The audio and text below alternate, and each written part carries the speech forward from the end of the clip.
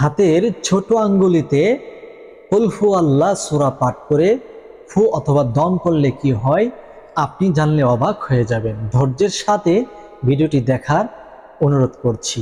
বিষয়টি জানার পূর্বে আপনি যদি এই চ্যানেলে নতুন আসেন, দয়া করে চ্যানেলটি সাবস্ক্রাইব করুন, ভিডিওটি শেয়ার করে প্রচার করুন। প্রিয় দর্শক, এই আমলটি করার জন্য আপনি নিজে পবিত্রতা অর্জন করবেন। ভালোভাবে পাক সাফ হয়ে আপনি পবিত্র বিছানাতে বসে 3 বার ইস্তেগফার আদায় করে নেবেন, আস্তাগফিরুল্লাহ।